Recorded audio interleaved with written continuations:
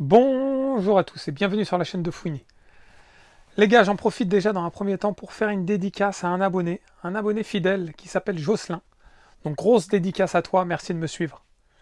Les amis, aujourd'hui on va parler d'une vidéo intéressante, une vidéo importante je dirais même, pour Bacolé, pour la boxe et pour les amoureux de cette sphère, on va dire, du noble art. Les sparring.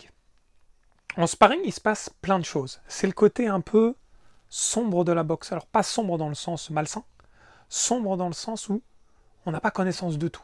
Il se passe des choses qui restent dans un secret la plupart du temps. Il s'est passé énormément de choses au cours de ce dernier siècle dans le domaine de la boxe. En sparring, il y a des boxeurs qui se protègent. Il y en a qui ne se protègent pas. Des fois, les deux mettent un casque. Des fois, il y en a l'un des deux, des fois aucun. Il se passe vraiment plein de choses. On a eu des boxeurs qui se sont blessés en sparring. J'ai le souvenir de Foreman Ali. Foreman se blesse pendant la préparation. Pendant le sparring, ça repousse un peu le combat. Ça arrive très régulièrement. Tyson Fury, ça lui est arrivé également. Et à plein d'autres. En sparring, c'est de l'entraînement. Beaucoup vont dire qu'il y a une grosse différence entre le sparring et le combat officiel. Ils auront raison. Ils auront raison pourquoi? Parce que c'est comme la course à pied. Quand on s'entraîne dans notre coin, on est en confrontation avec les collègues, etc. C'est de l'entraînement. Et puis en compète, c'est autre chose parce que il y a le stress, les gars. La gestion du stress quand c'est officiel, médiatisé face au regard des gens, ça change la donne. Il faut pouvoir encaisser ce stress et de savoir qu'on n'a pas le droit à l'erreur. Voilà, on fait des tentatives. Hein. À l'entraînement, on sait qu'il n'y a pas de risque. Donc des fois, on peut se lâcher. On est totalement relâché parce qu'il y a beaucoup moins de stress. On a tendance à placer de meilleures combinaisons, etc. Au moment du combat, quand il y a un enjeu, la donne est différente, ce qui est logique. Dans la boxe, c'est encore plus délicat, puisqu'en combat, il n'y a aucune protection. Enfin, il n'y a pas de casque, il n'y a pas de règle, entre guillemets, de bienveillance. Quand ils font un sparring, les boxeurs, en règle générale, ils sont bienveillants, surtout les professionnels. Évidemment, il y a toujours des dérives, parfois, on en a vu, hein, des vidéos sur le net où il y en a un qui corrige l'autre parce qu'il lui a manqué de respect, mais c'est très rare. Très rare dans le milieu professionnel. Généralement, les sparring, ils les choisissent justement en tenant compte de leurs vertus, de leur expérience, etc. Mais c'est quand même représentatif de ce qui se passe sur le ring. Notamment quand les deux protagonistes gèrent bien le stress. Ça veut dire que s'ils gèrent très très bien la médiatisation, le stress, etc., on peut considérer que le sparring ou le combat officiel, il y a une différence un peu moins importante.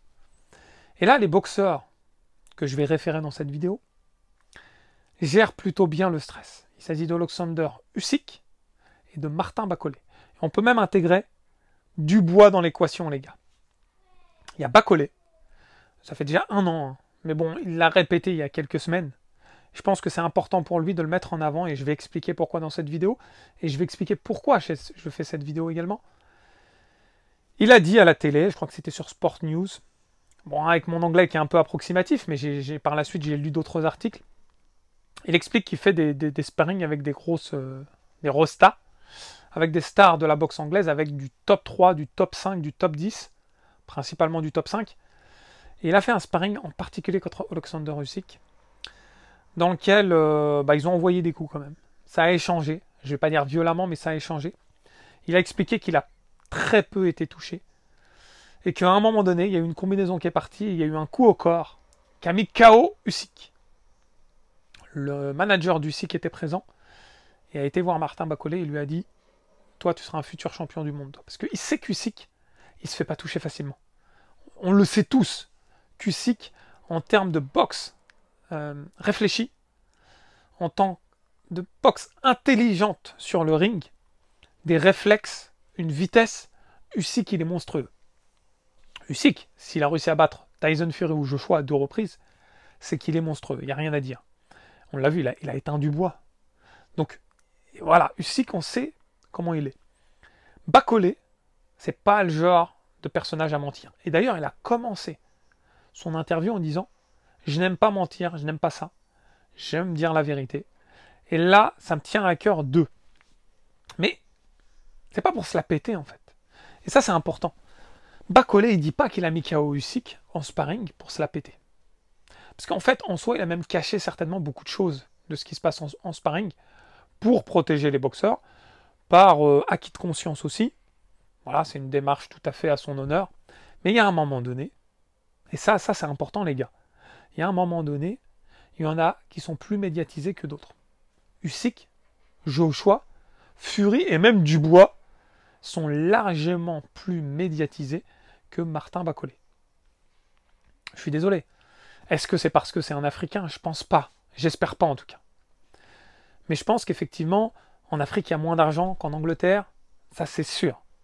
Donc Martin Bakole, je dis pas qu'il est laissé de côté, mais pas loin. Ça, en termes d'audiovisuel, de gros audiovisuel, parce que moi je fais un tout petit, moi, ils parlent très peu de Martin Bakole. Ils vont parler sans arrêt des mêmes. Un peu un disque qui est enrayé en fait. Donc Bakole, il sent qu'il n'a pas leur enfin, je vais pas dire leur légitimité, leur visibilité, alors qu'il a leur légitimité en fait. Et du coup, pour essayer de montrer au monde qu'il est présent, il est obligé de divulguer certaines informations entre guillemets confidentielles. Donc moi je le crois. Quand il dit qu'il a mis KO Usyk sur un coup au corps, je le crois. Je vois pas l'intérêt de mentir derrière. Et Usyk n'a pas contredit. Bon, il n'est pas intervenu, mais il l'a pas contredit non plus. Il aurait pu faire un démenti ou Dubois apparemment aussi il a été mis KO. Je suis pas étonné en fait. Je suis pas étonné parce que en sparring il y en a des rounds. Il y a beaucoup de rounds qui se passent. Des fois ils font des sparring de, je sais pas, 30 rounds par jour et des fois sur plusieurs semaines. Et d'ailleurs après ce sparring apparemment le clan d'Usyk a dit bon il a besoin d'une semaine pour se remettre. Quand tu te reçois un KO, que ce soit au corps ou à la tête, il faut du temps. C'est comme en course à pied. Alors je parle de la course à pied parce que c'est mon domaine. Quand tu fais une grosse course, un cross, en termes de championnat, un 10 km route que tu as préparé, que tu fais à fond, tu as besoin d'un temps de réparation, de restructuration. Ce temps diffère d'un individu à l'autre. Pour certains, ça peut être 3-4 jours, pour d'autres, ça peut être une semaine. Et quand tu es professionnel, Usyk, excusez-moi, il est extrêmement professionnel, s'il dit qu'il a besoin de temps, c'est pas de manière anodine, c'est quelque chose de réfléchi. Donc Bakole, quoi qu'on dise, ouais, c'est du sparring, c'est pas du vrai combat, Bakole, il est dangereux, les gars. Pour pouvoir mettre en difficulté Joe Joyce, Usyk, Dubois en sparring, peut-être Fury et Joshua, j'en sais rien, c'est que le mec, il est lourd, dingue. Il est costaud, un bulldozer. Ceux qui disent, franchement, ceux qui disent, ils blablatent, Bakole, c'est du sparring, ne l'écoutons pas, je suis pas d'accord. Je suis pas d'accord. Il a le droit de parole, il a le droit à la légitimité, et il a fait les actions pour avoir cette légitimité. Pardon. Il a fait le nécessaire sur le ring face à tout le monde. En mettant, en éteignant récemment Jared Anderson, qui était l'espoir montant américain. Les Américains qui, chez les poids lourds, n'ont plus grand-chose à se mettre sous la dent. Wilder étant malheureusement, j'allais dire miskin, en fin de carrière. Jared Anderson, 24 piges, c'était l'étoile montante. Il venait de battre Riyad Meri, celui qui a battu Yoka. Donc c'était un peu l'étoile montante. Excusez-moi, il lui a fait une déculottée. Il lui a appris c'était quoi la vie, les gars.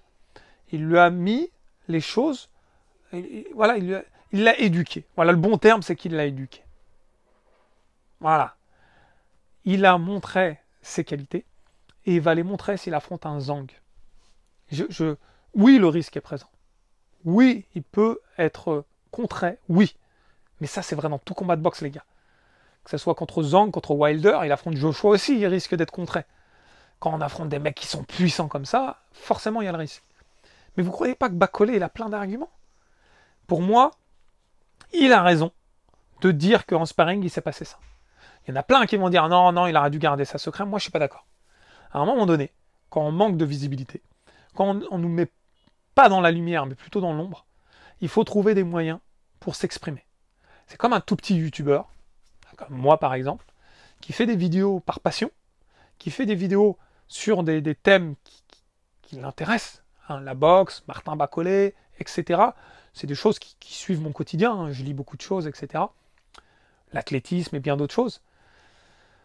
On a envie quand même de visibilité, mais on ne l'a pas. Des fois, YouTube ne nous met pas en avant, etc. Donc on se dit, mince, on a envie de transmettre un message et il ne passe pas. Bah, Bakole, c'est ça, mais à une échelle plus grande. Il a fait ses preuves. Il lutte davantage que les autres pour monter dans le classement, parce qu'il doit faire davantage de combats. Certains vont faire excusez-moi, vous allez dire que je m'acharne contre Daniel Dubois. Il y a un peu de vrai. Mais pourquoi on lui déroule le tapis rouge, en fait?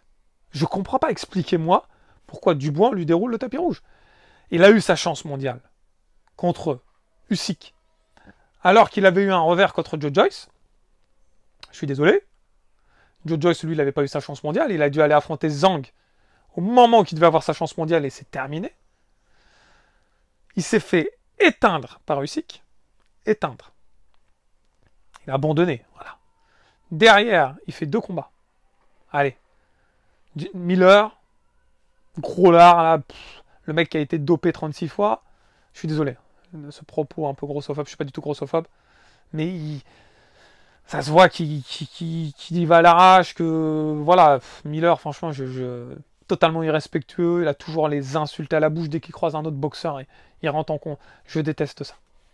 On peut vanner, mais subtilement. Pas comme Miller le fait. Donc Miller, j'ai du mal. Plus le combat, ils s'en ont reçu plein la gueule du bois aussi. Par contre, derrière Hrgović, oui, là il a pris un mec costaud. Bon, si Hrgović n'est pas blessé comme ça peut changer la donne, les gars. Bref, on lui redonne le titre. Là, il est champion, les gars. Et Joshua, il va l'affronter pour le titre. Wesh. Collet aussi, il a fait ses preuves. Zhang, il a fait ses preuves aussi. Parker, il a fait ses preuves. Agit Kabayel, il a fait largement ses preuves aussi. Il a éteint des nouveaux, là. Les étoiles montantes, il les a éteints. On déroule toujours le tapis rouge au même. Des fois, ça met comme on dit chez nous, ça met le seum. D'où cette vidéo, les gars. N'hésitez pas à la partager. Usyk a été KO à l'entraînement. Moi, c'est ce que je retiens, les gars. Dubois, il a été KO à l'entraînement contre qui? Contre la puissance africaine. La puissance congolaise, Martin Bacolé. Les amis, j'espère que vous avez apprécié cette vidéo. N'oubliez pas le pouce vers le haut et de vous abonner à la chaîne si c'est le cas. N'oubliez pas de partager également la vidéo. Et je vous dis à très vite. Ciao, ciao.